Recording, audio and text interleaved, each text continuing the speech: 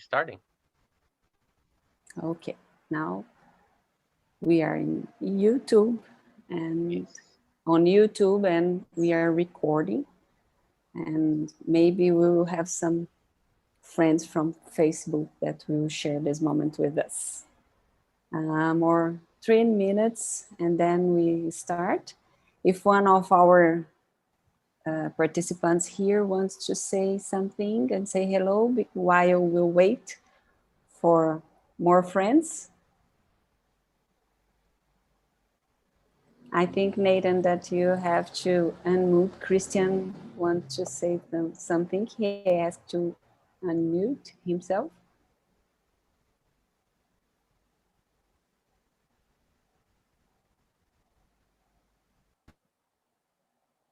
Yeah, I clicked the button asking to unmute, but maybe there's a sound issue. Oh, now he's off. Okay. Maybe Bruno, Renee, Irada, welcome. Feel free to share.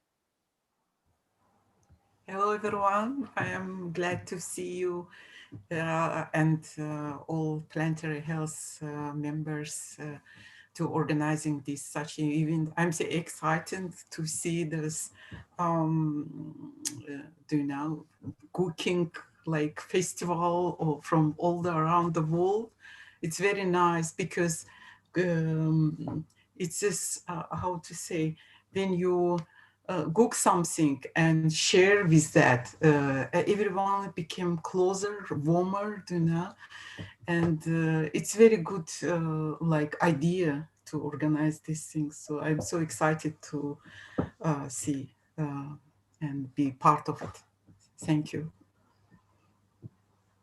Thank you to be here with us.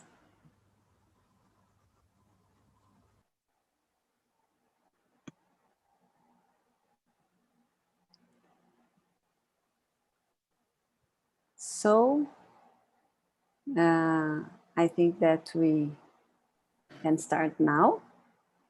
And I want to present myself. My name is Raquel Santiago. I am talking with you from Brazil. And with this wonderful group of friends, we decided to create a festival, unfortunately not presential, but our first idea was to be really together. Just to celebrate our lives, celebrate our culture, celebrate our friendship by the food. We have many ways to celebrate diversity, to celebrate different countries and different cultures. And we choose for today, prepare and construct a movie with some communities, some cultures from different countries, and share with you. And we hope we should meet you, or we should meet you in the future. We should share moments. Maybe we should share moments together, really together, and really cooking together. Welcome to all. And then I ask all the other members of our team to introduce themselves.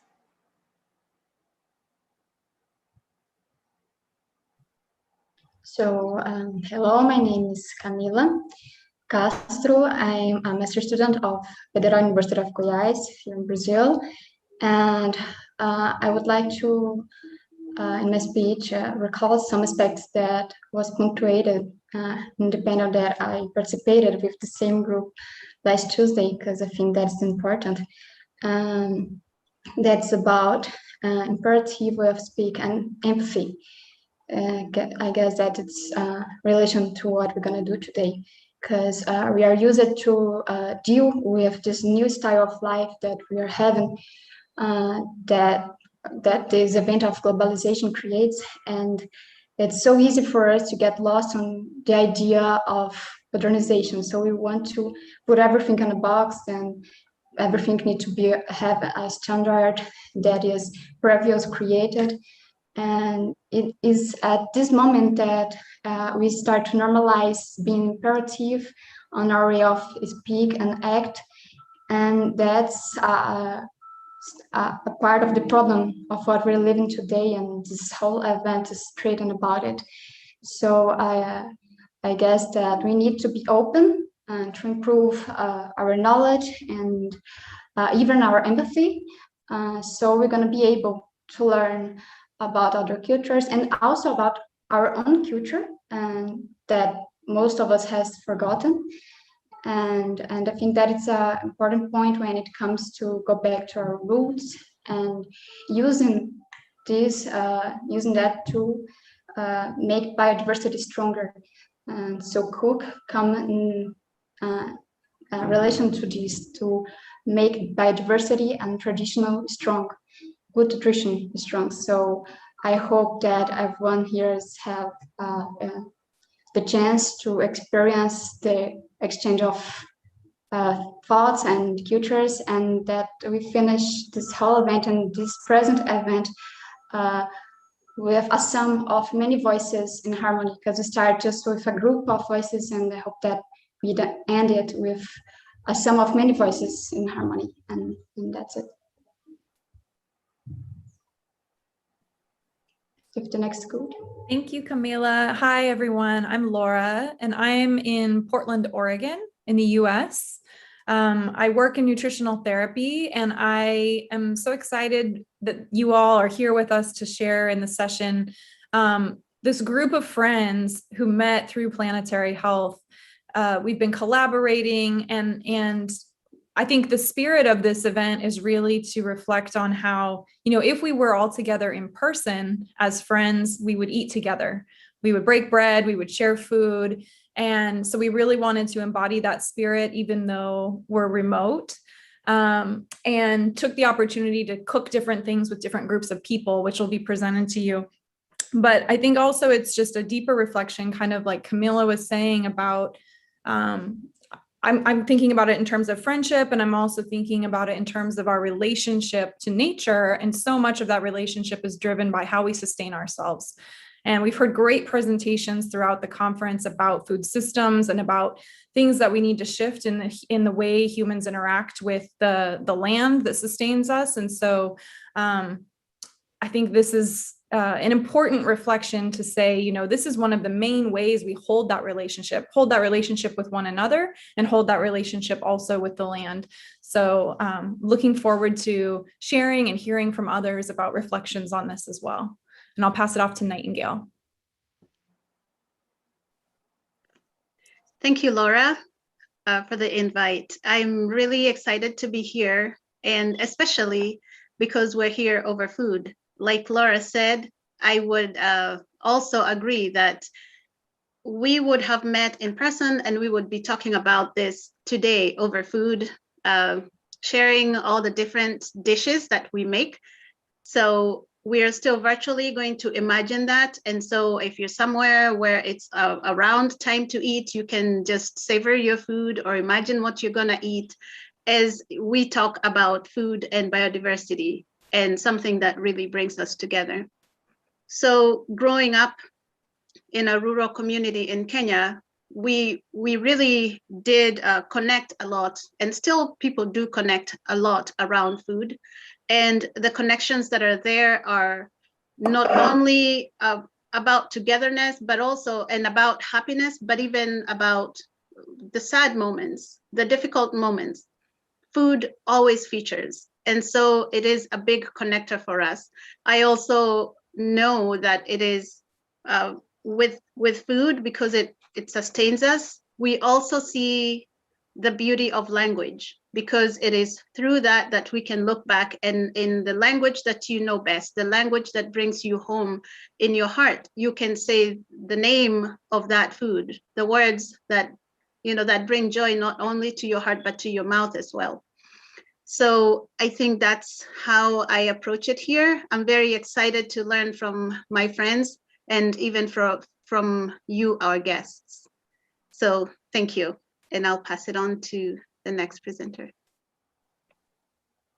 Thank you, Nightingale. Welcome, everyone. My name is Nathan Utman, and I'm currently in the Central Coast region of California, and happy to connect with all of you I am a physician, and so in that position, food and nutrition is a major priority to try and promote health and also prevent disease. So this is a really exciting opportunity to connect with nutritionists and people who understand deeply about food. I think that there's a huge opportunity to have those relationships between health professionals as we try and connect with our patients and even lead by example. And so this is a wonderful opportunity for me as someone who really loves food. I love the diversity of flavors, of textures, of colors, foods from around the world, and I'm really excited about learning how food can not only help improve the health of individuals, but also of our planet, of the soil, of the ecosystems. So again, welcome and looking forward to learning and growing together. And Roberto, I'll invite you to go next. Hello, everyone. My name is Roberto. I'm from Brazil. I am a physician, and I'm very happy to be with you. And I'm wondering about the discussion about these great transitions that we are talking about in this week in terms of planetary health and the great transition. And I was thinking about the idea that the great transitions that we are talking is necessary transition in society, in planetary economy. But I think that the great transition is inside of us. And then I was thinking that I have been studying the approach of lifestyle medicine, and the role of food is very important for us in terms of what we eat impacting in too many things in our society. The food system and the way we choose our food, the way we think about food is very important. And I'm very happy to be in this group, these two groups, the Planetary Friendship and Biodiversity Group. I'm very proud to be here. Thank you.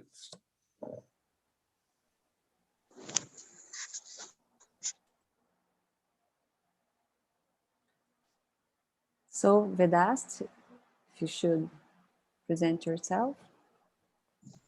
Okay, thank you. My name is Vedast. I'm now in the Netherlands. As my colleagues have said, we are very excited to share a bit of our culture, particularly food.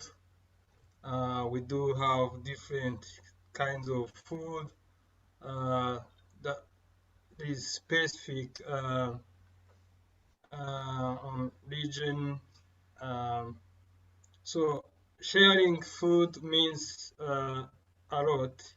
It means that we are sharing a large part of our culture, as it brings us together on the same table, getting familiar with each other, growing networks, many more networks, but also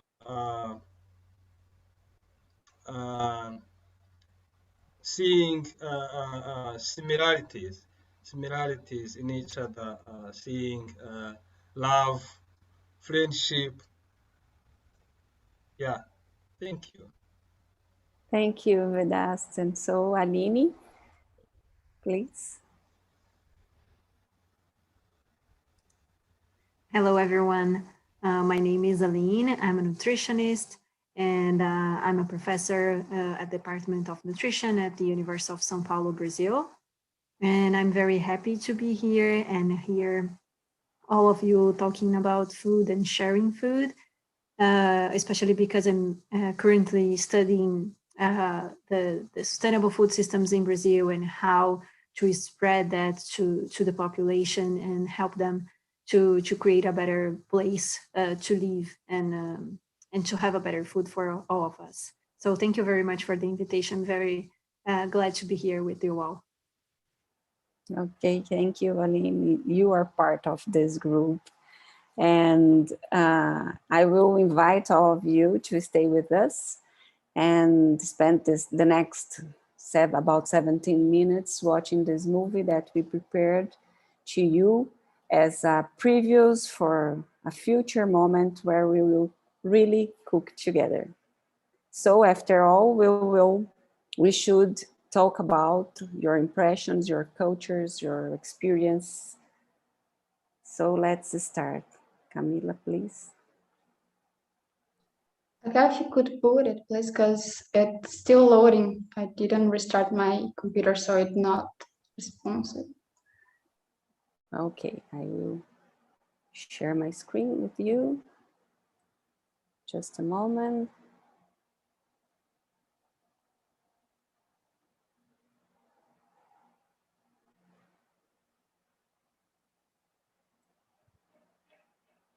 Please let me know if all of you are listening, okay?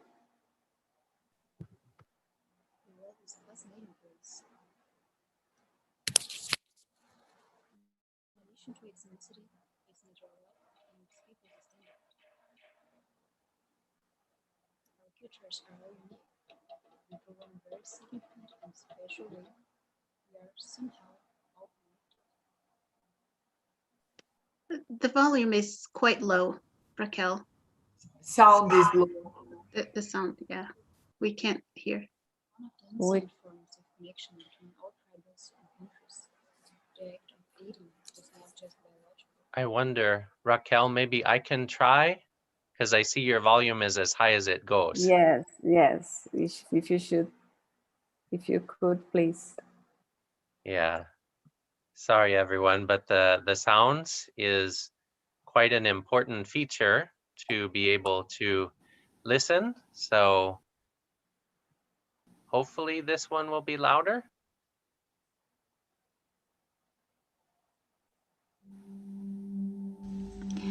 The world is a fascinating place. In addition to its immensity, its natural wealth, and its people that stand out.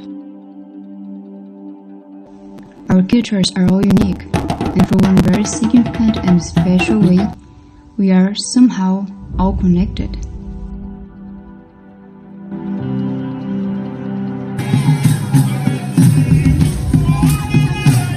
Food.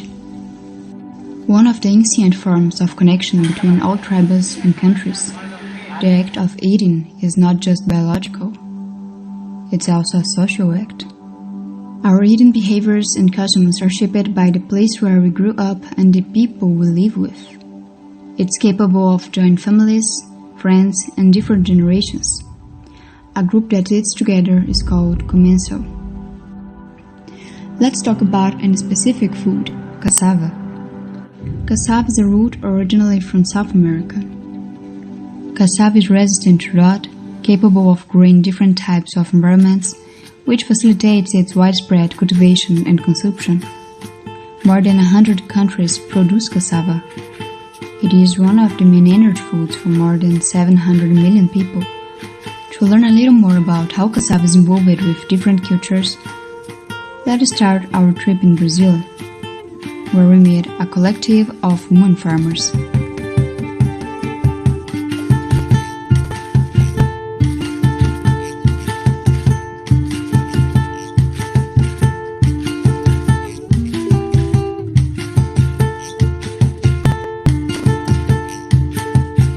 Olá, meu nome é Áurea Andréia, sou do coletivo Empório da Chaia e hoje nós estamos aqui no espaço de produção em Paracambi, Brasil. Não, estou falando, é o aipim pequeno, ele é pequeno mesmo. Peraí, não, peraí. Não é muito grande não, é um aipim rosa. Formigueiro, né? Não, Now let's take a flight direct to Kenya, where, for now, children are helping to collect sticks to start up the fire to cook the cassava.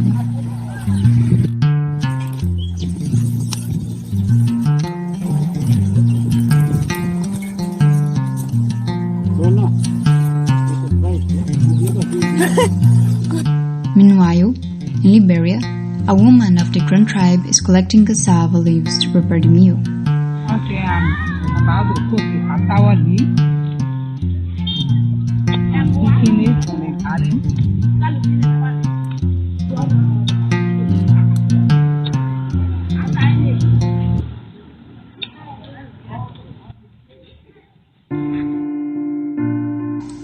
To have nutritious food in any country, soil health is essential, and planetary health absolutely depends on effective conservation.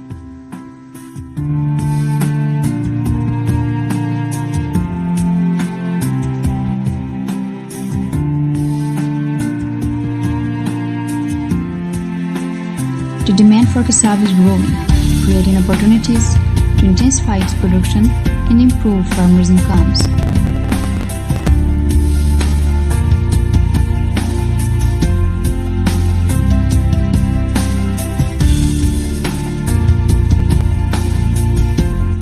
However, intensifying does not only mean producing on a large scale using modern methods. If we want to have food on the table for ourselves and for future generations, in the quantity and quality needed, we need to adopt sustainable ways of producing.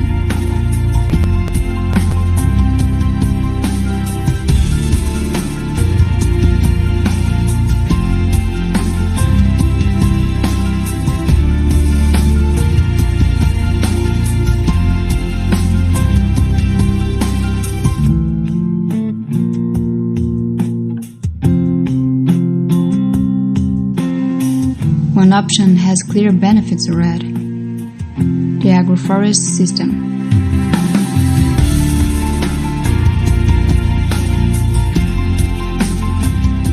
Back into hot pots.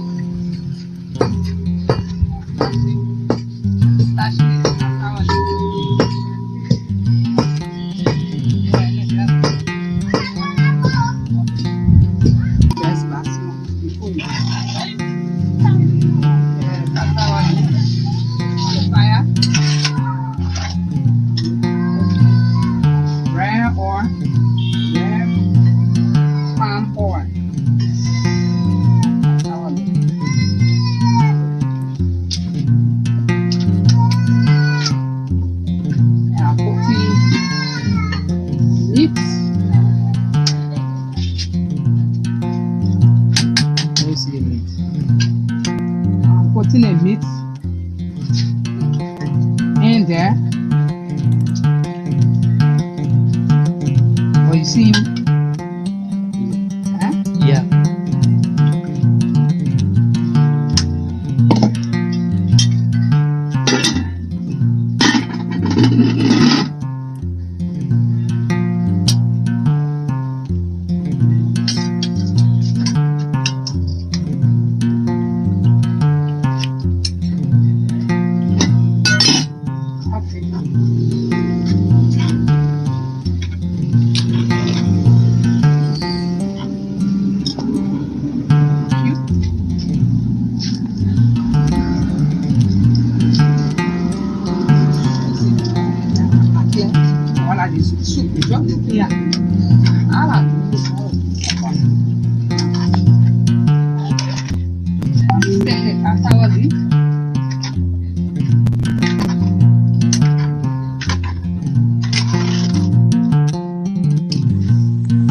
In Kenya, children continue to help in preparation of food.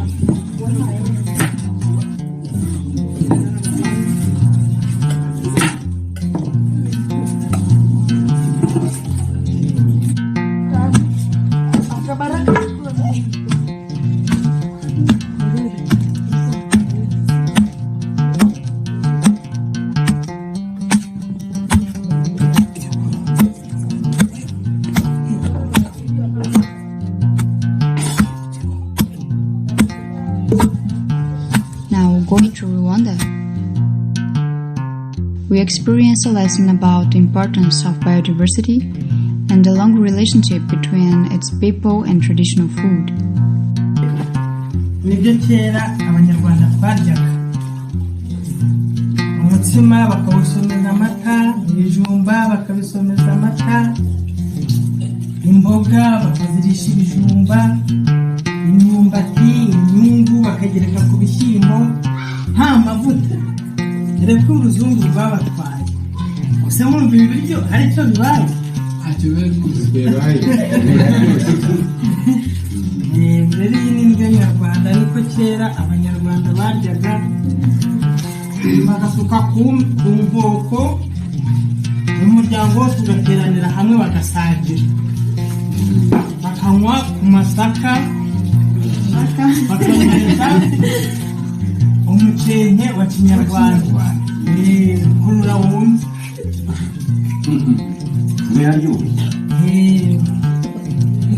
iyi ni imbehe ya kinyarwanda bayiriragaho umufa. Back to Brazil. These are the Quilombola community from Piracanjuba at Goiás, Brazil. It's better Lucy, the leader of the community, explain more about their way of life and work. Olá, eu sou Lucy Tavares, da comunidade quilombola Ana Laura de Piracanjuba. Eu quero falar para vocês hoje da importância da mandioca, que nós temos como legado dos nossos ancestrais. Queremos deixar para os nossos filhos, para os nossos netos, o que nós aprendemos com os nossos pais, com os nossos avós. É o maior sonho nosso, é termos uma casa de farinha para a gente produzir a farinha, o polvilho, produzir as nossas quitandas e temos a nossa cooperativa, porque nós temos o conhecimento, nós temos a habilidade para trabalhar com esse produto. Nós temos, nós podemos e nós sabemos como processar a mandioca. A cooperativa ia ser um marco na nossa comunidade, mas para isso a gente precisa de políticas que venham nos tirar dessa situação de vulnerabilidade social. Somos um povo empreendedor, somos um povo guerreiro. Now we meet some friends in Bahia. They made such a traditional dish of Brazil, the cassava cake, more consumed at June and July, time of São João festival.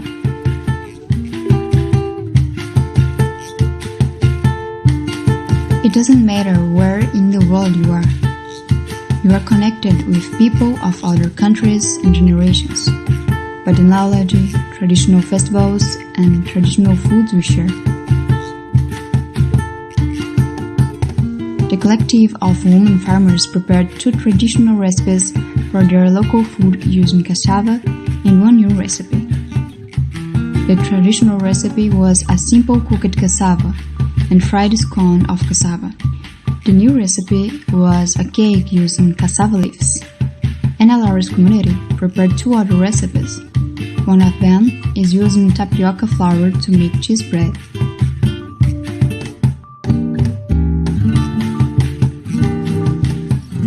And the other, a soup, mixing cassava with meat, corn, tomato, and some spices.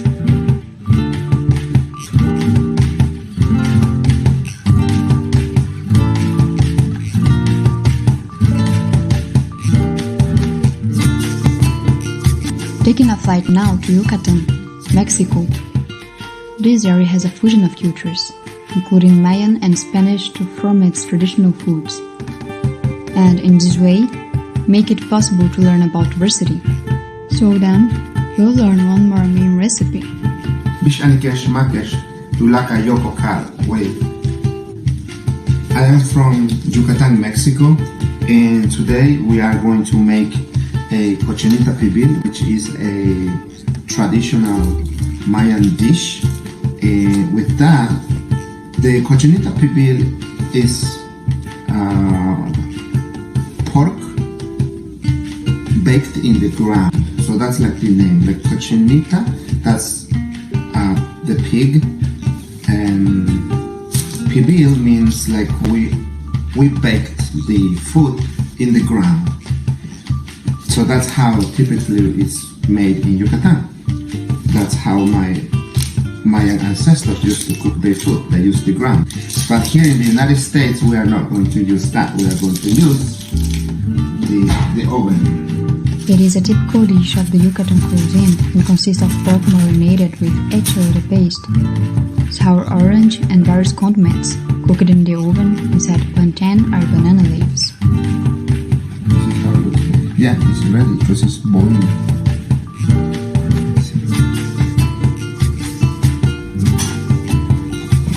This is how you know. Because the greasy part is so soft. And you can check also.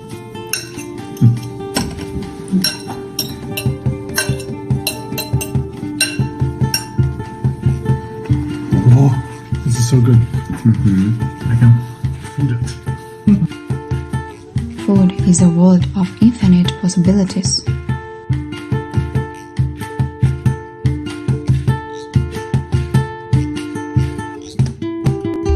It's amazing to see all the potential of food.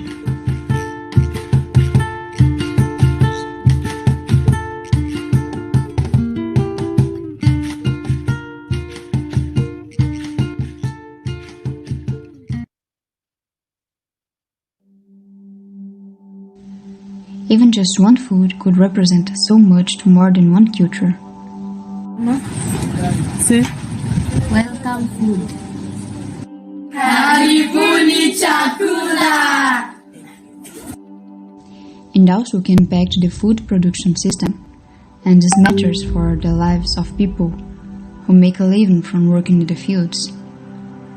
The history of food diversity starts with soil.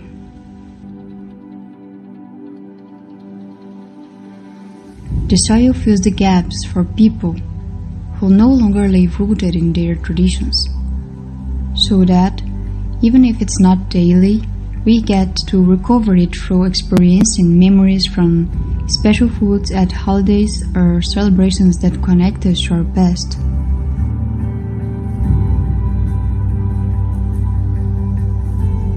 So, come with us. Get your recipe, practice your culinary abilities, and live the experience of travel without leaving your kitchen. Try out these traditional foods with us, or make your own.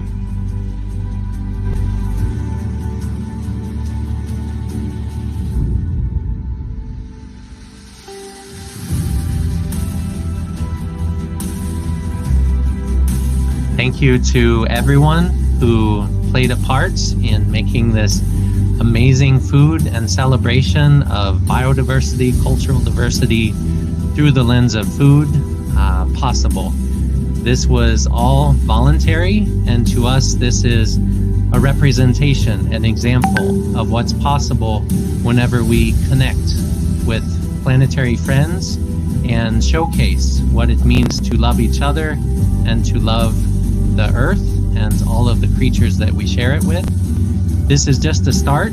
We hope that this can be something which is not the exception, but it's the norm, because everyone needs food every day. And if we make choices that what we eat and the actions that we take and how we interact with each other and with the planet, it can actually be a part of building hope actively, healing ourselves and healing planet Earth together through simple actions like what we eat. And we look forward to connecting with you and to making this dream possible together. Thank you all.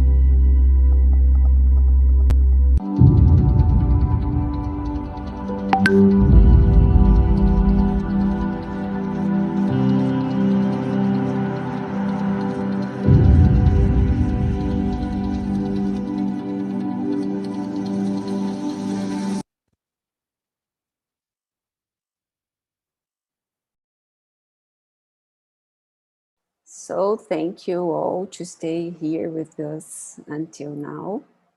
And I hope after watching this video, you start thinking about which one is your traditional food that you try next weekend to share with your friends or with your family, or even with someone who lives with you, or even for you yourself if you live alone.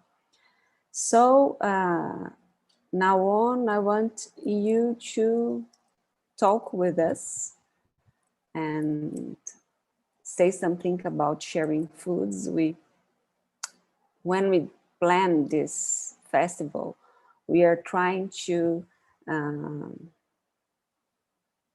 spread with you the idea that food should be a great way to create sustainable food systems and find new ways to improve the quality of planetary health.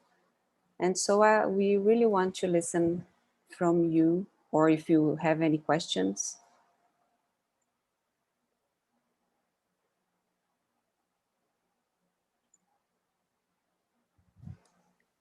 Can I start? Sure. I'd like to share a moment that I remember when I was watching the video. So first, congratulations, it's a very, very interesting video and powerful speech. And when I was watching, I remember when I lived in the US, and I couldn't find many Brazilian food there, just the regular one, but some traditional one I couldn't find. Then one day I saw a cheese bread that is made with cassava. I saw in the supermarket, and I was very happy that I could find that. And I bought and bring to home and put on the oven, and was very good to, even though in Brazil it's not very common for me to eat cheese bread, there it was like, oh my God, it's the best thing ever. And I didn't have, I haven't have many Brazilian friends there. There is not a big community. So I had Chinese and Korean and American friends. And then when we meet and have lunch together, I usually take a package of cheese bread and share with them and said, this is my food. This is what we eat in Brazil. And then it was very good to have that, because, and the other people bring out their food to us too. And was one place that we can all be the same, because we were in the same table and eating. So we discuss about food diplomacy, because I think that is it. When we sit together and eat together, there is no difference between us. It's just human eating that is the thing that we need to do every day to be alive. So thank you very much for produce this video. It's very, very powerful, that what we can do with food. So congratulations, very, very good. I want to thank you, Aline, and maybe you can share with our group what exactly is a cheese bread, because it's not exactly a cheese bread. We call like this here in Brazil, we call pão de queijo, but it is totally different of a bread. So if you can share with us your explanation of cheese bread, it will be great. So I don't know very well how to produce a cheese bread, but I know it's made with a cassava flour, and there is a special way to do this cassava to create this flour and put together with cheese and make some balls. You don't need cheese as well. You can do without cheese. I made once just with cassava and flour, and mix together, make some balls and put on the oven. And then because cassava has a different starch, when you eat, there is a fleshy, it's a very special texture, and it's very, very tasteful. So it's very good. Yes, the flavor of cassava, it's the kind of starch is very different. It's a different kind of starch. We don't have gluten, and we don't need yeast to grow. It grows by itself and with the hot. So sometimes we need to prepare the flour before with hot water. To do cheese bread, we do with hot water before, but to prepare another kind of cheese bread, that the one we showed in the picture, we prepare only with cold water, cheese, eggs, and put in the oven, and we have a delicious food from the Middle West, my region, and from the Southwest, part of the Southwest of Brazil. So here, Brazil, as it's big, as we are a big country, we have totally different kind of foods spread for all the country, a huge biodiversity. So we have a lot of ingredients to explore. Thank you, Aline, for your feelings. For sure, please.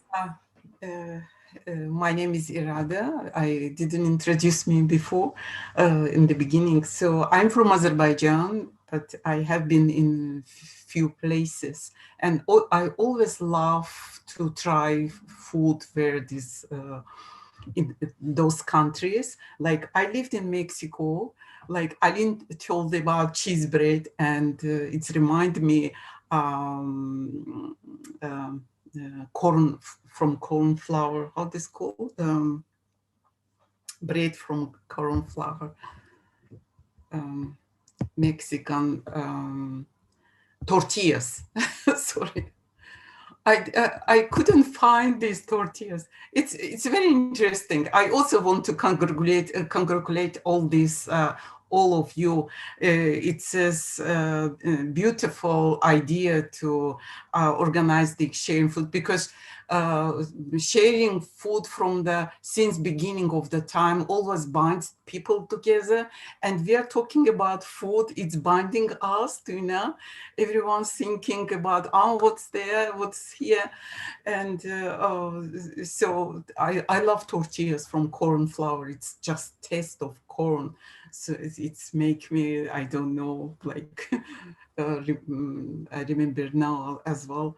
So in Azerbaijan, by the way, I'm working at Khazer University, and we have international students from all the many places, and we very often organizing cultural events, and students make their own food, everyone involved, and all students came together, like local students and international students. So it's good idea to share foods with everyone. And traditional, I love traditional food of Azerbaijan. It's called dolma. Dolma, it means meat, means you wrap to wine leaves and cook this. It's called dolma. It's very nice. It's tasty. You can eat with yogurt. Why I'm telling this? Because we have many visitors, tourists are coming to Azerbaijan. We have guests, international scholars visiting our university. When we took them to restaurant or somewhere, they love dolma, and every time asking for dolma. So thank you again for this meeting. All the best. Thank you, Irada, for sharing with us about your food, your place, and your experience.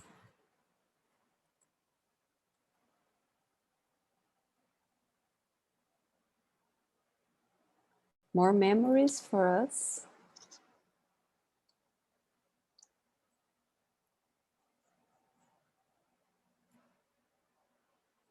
Memories of different ingredients, how you use food to spread your diversity, your culture, your language, your expression, your health. We should use food to do a lot of things around us. Vanessa is member of our group. She's thinking about food. Okay, Laura, please go on. Yeah, I was just going to share one thought that my personal experience as a person who grew up in the US with, I think I'm a third or fourth generation. Our ancestors came from Norway and Finland.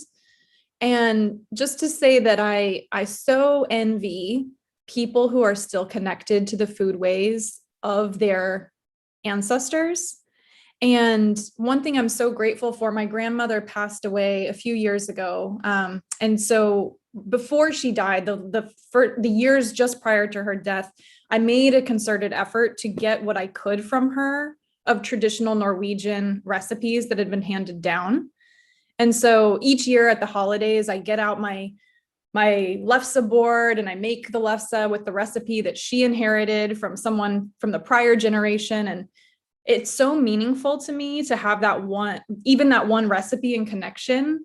And I just am hopeful that if we're mindful, we can continue to like preserve that wisdom and knowledge and continue to hand it down, because I feel like it's a critical part of identity as well. So that's just my perspective as someone who I feel like is pretty disconnected from my ancestral foods. I hope that we continue to preserve them around the world.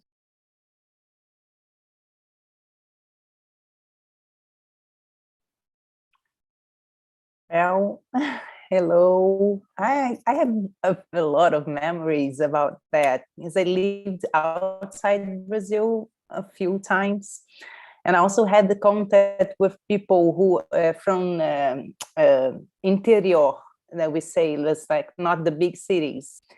So I had once this person that helped me out here at home. She was from Maranhão, which is in the north of Brazil. And she brought this thing. It was a wood piece with a little metal like attached to it, like artisanal made, and she used that to take the coconut, the meat from the coconut. I will take it after, when somebody is taking it. It's here still. So this was really good. And also I saw the image in the video. I love that thing. It's like where you mix the things of the wood thing. I used to do that. Paçoca. Somebody mentioned paçoca, which is made from peanuts and sugar and salt here. It's kind of sweet thing. And I used to do that with peanut, the sugar. It's amazing how rich we are as planet, as people, and how much we have to learn with each other. It's so, I'm completely in love with this event. It's like everything that I participate, I'm almost like so emotional, and it brings so proposal and so much hope. Amazing. I have nothing to say, I guess. Thank you, Vanessa. Thank you. And I want to invite you, if you, I don't know if all of you did a registration to our event. Those that did it, if you want to share your email here in our chat, we are preparing a recipe book with all the recipes we prepared for this event and some of these different countries. And we will try to prepare it in different languages. So we hope that you can find these ingredients and prepare to your families and know a little more about the culture of these countries.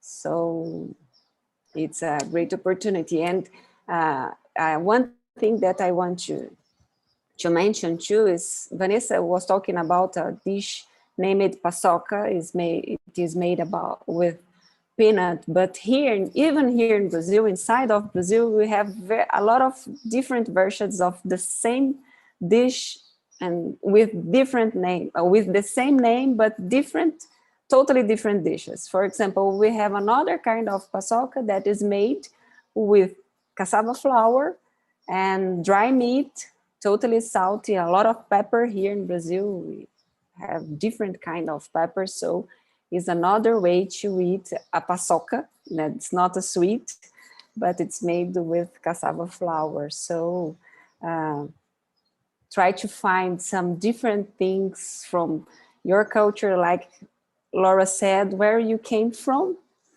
and try to find at least one recipe from your ancestors and put in practice. You will see that it's great. Oh, if I can share another thing, I was talking to a nutritionist and she was saying that she was talking with parents in a school, talking about food with them. And then she asked which food they like and when they were a child. And they said a lot of stuff about their parents' food and how the parents prepare food. So about meat, about rice, about beans, cassava, and a lot of stuff. And then was a very nice moment that they were having that. And after this moment, she asked, what your children like to eat nowadays? What the favorite dish for your kids? And then the parents stop. And then they were very worried because nowadays they eat a lot of stuff that is not homemade because they don't have time. So, and then some of the parents cried because they said, oh my God, when my kid will be adult, what memories they would have about my food. I don't cook. So I thought was very interesting way to talk to people about the importance of culinary and preparing their foods and the connection between parents and kids. So that for those parents, the food was a connection with their parents as well. So how they could do with their kids. So just I thought was very interesting way to talk to people and make them realize the importance of cooking and having this feeling about what is so nice to cook and to eat together. Thanks, Aline. And this talk a little about our connection with our planet too. Sorry. Yeah, thank you. I was just thinking, so Aline, for you, with what you shared, I totally, it resonates very well with me. So there are enough foods that I made with my mom, who is in Kenya. When I was growing up, some of it I cannot make where I am, but I do know that sometimes when I'm homesick, I tend to think about people and food together. I don't know if anybody, but that's just how it connects. And so when I imagine about eating that food, I also imagine about the love and the connection, and it spirals down to my childhood as well and how good that felt. But I've also watched, having two small children, I've watched the beauty of them when they get to even help, whether it's cutting an onion or even just adding oil or stirring the food. They're so proud of themselves with that.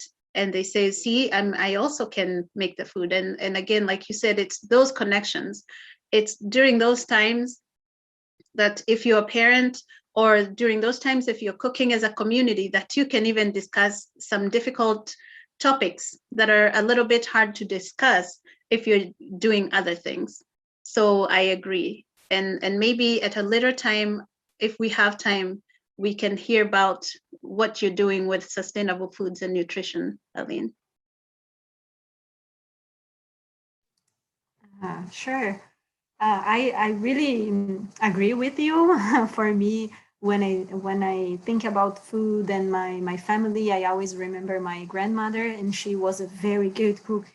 And she used to make for me a lot of desserts. I really love desserts. So she makes all the desserts that you can imagine. And every time I can remember her about that and the love that she has, because it was a very hard desserts. My favorite dessert is a milk dessert that you need to cook the milk for 3 hours and put sugar until you have a texture that you can eat with your hands. And it's very, very good. It's very sweet. And so just to say that I really agree with you. And what about I'm doing here? I'm trying to study this food systems here in Brazil and trying to see how these states are, what the main policies and actions and indicators each state has thinking about food systems. and trying to see which the best practices and to share with other states and see how we could promote more sustainable food systems inside the country. Because the most paper that I see, it's relate about the whole country, but we know, especially for Brazil, that is so big, we have a lot of differences. So how we could understand is our food systems and try to fix with our own policies, our own people, and so how to use our own technology to improve our food systems. And another thing that I'm trying to do, and Raquel is also a part of that, is an extension project with the students, grad and undergrad students, to spread sustainable food systems. What is sustainable diets for the population? How they could cook, how they could understand what is that in the whole complexity. It's not just what we see in your plate, but the whole food supply chain and how the food is produced and everything.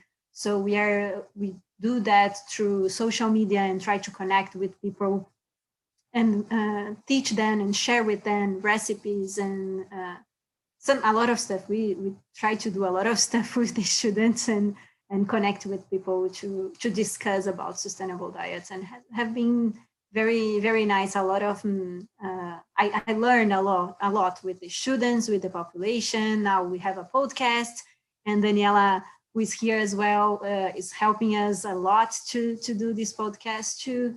So yeah, this is some of the I'm doing right now. Thank you for the question. And I'm learning a lot as well. And I think that I will ask Daniela to talk about, and Camila to say something about this project, extension project, because she's a member as a graduate student, as a master's student from my university, because we live a little far, yes, Aline, so we have two groups in our different states, and I want to invite Daniela and after Camila to talk a little about this experience with the communities and the population and the idea to spread this sustainable diet.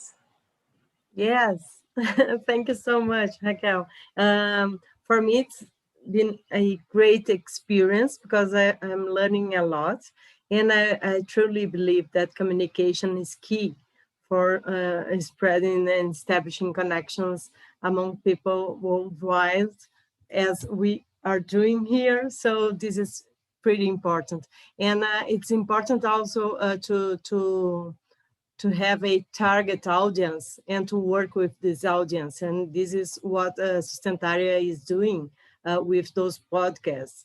It's very well defined that we are working with women with 60 plus, and then we are addressing all the communications to this targeted audience. So this is pretty nice to have this kind of decision, because it's much easier to produce content knowing who we are talking to or discussing about. This is pretty important.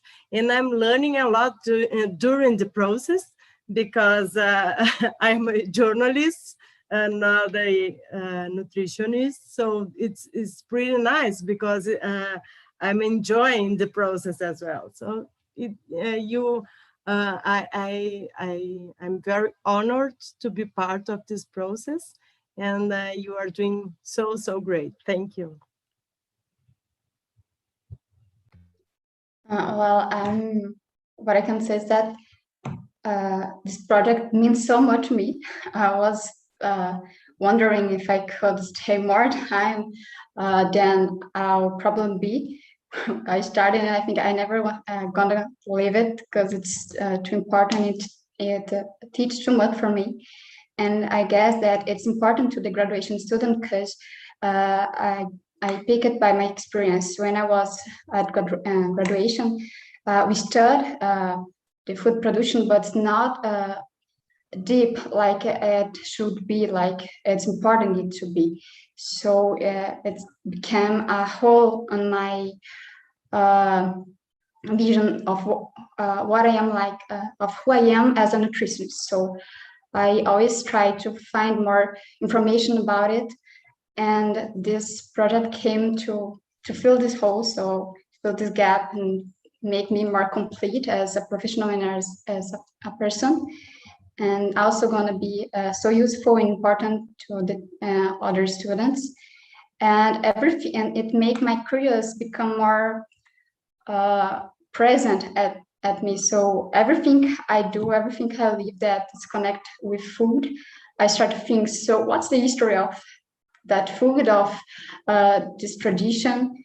And it reminded me, Alina talked about her grandma, and it reminded me of my own history, because my grandma raised me, so we have just, we are so connected.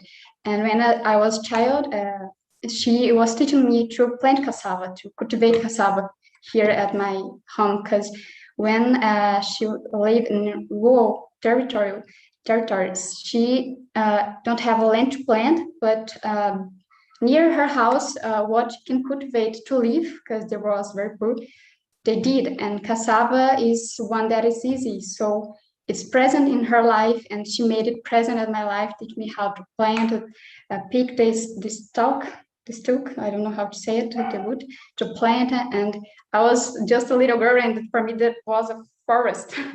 It's just so big. And now it is part of my history. And another food I want to share too is that pamonha. I don't know how to say this in English, because when I was a little girl, they start doing the pamonha at home, get the corn and prepare it, and it becomes a part of my life too. And every anniversary, every party, every anniversary, I forgot how to say it, I'm nervous. Every anniversary, birthday, thanks. Every birthday, I ask them to make pamonha at home. They almost kill me because it's a little hard, but they do. So just to clarify, and then I will ask you one thing, because our time is finishing. But just to clarify, pamonha is a traditional dish here, recipe here in Brazil. It's a kind of it's not a cake, but it's made of green corn. Green corn. It should be sweet or salty, and it has a lot of spices, and we put it inside of the corn. Aline, help me, please. The corn palha, I don't know the word. I don't know what to say. Yeah, and we take the casca, the peel of the corn, and put this dough inside and cook inside of the water.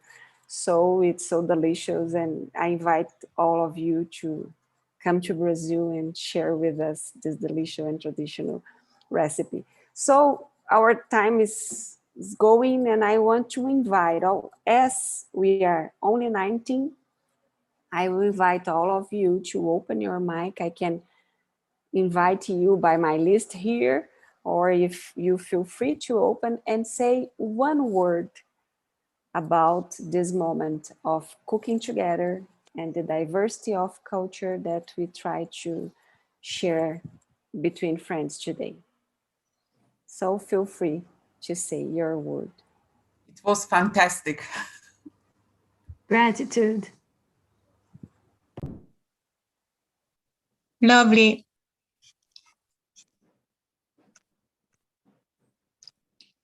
Heartwarming. Tasty.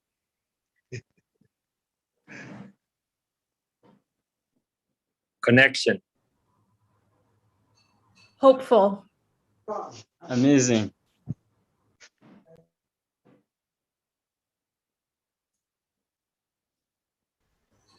Fantastic. Beautiful. Emotion. Being alive. Roots and culture. Emotional.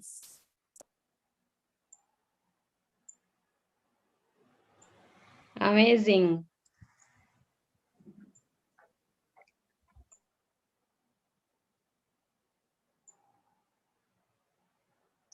So thank you all, Nathan. Raquel? Yes? It's just, I brought the object that I was talking about.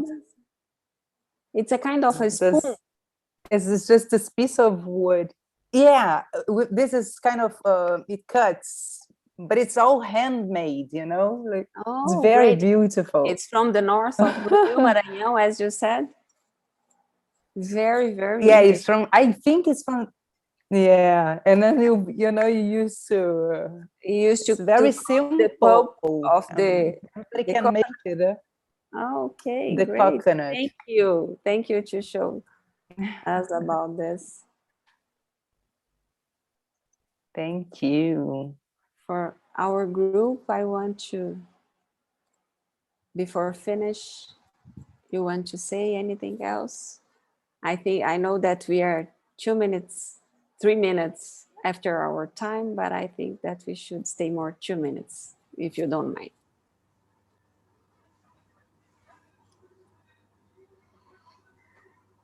Nightingales, chapatis are the best.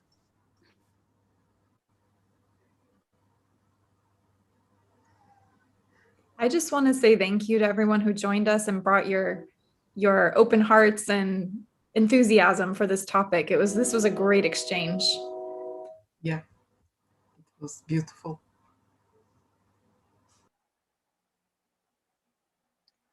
So I want to thank you all and hope see you again soon, even by email, and hope to change a special moment cooking with you as soon as possible.